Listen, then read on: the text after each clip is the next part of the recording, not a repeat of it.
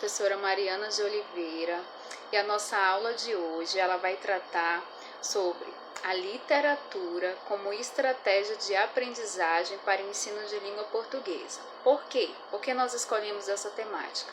Porque nós acreditamos que a literatura não pode ser separada do ensino de língua. Elas estão juntas, elas estão interligadas, certo? Eu vou começar lendo aqui o trecho de um texto e depois nós vamos comentar um pouquinho a respeito dele. Não sai daí. O menino e seu amigo de Ziraldo. O menino não perguntava o que o homem ao seu lado fazia à beira do rio, em julho, na manhã fria. Foram muitas as manhãs, mas julhos, meses, nem tantos. Foi na certa pouco tempo que o menino passou ao lado daquele homem, à margem do rio Manso. Depois, em toda a sua vida, não houve um tempo tão grande, pois que tempo de menino, como rio de menino, é maior do que o rio, é maior do que o tempo. Lindo, né? Nós lemos apenas a primeira estrofe do poema narrativo do Ziraldo. Daí vocês podem perguntar, professora, o que é um poema narrativo? Calma aí, que nós vamos chegar lá, tá bom? Primeiro nós vamos conceituar o que é o gênero literário, tá certo?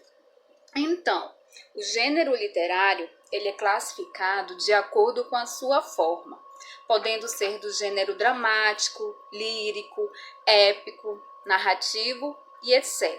Esse poema que nós acabamos de ler, a primeira estrofe, ele está afiliado ao gênero lírico e narrativo, por se tratar de um poema narrativo.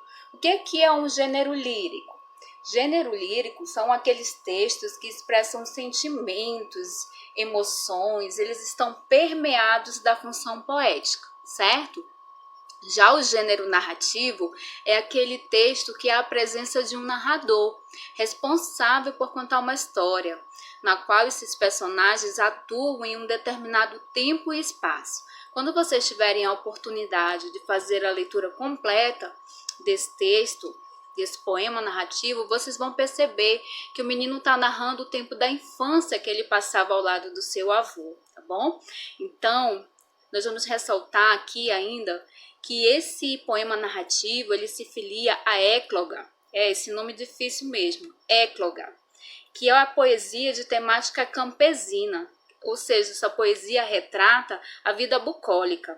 Então, nós aprendemos que esse poema e esse poema narrativo, ele se filia a dois gêneros textuais, que é o narrativo e o lírico. E nós aprendemos que o narrativo conta uma história e o lírico está impregnado dessa função poética, desses sentimentos, dessas emoções.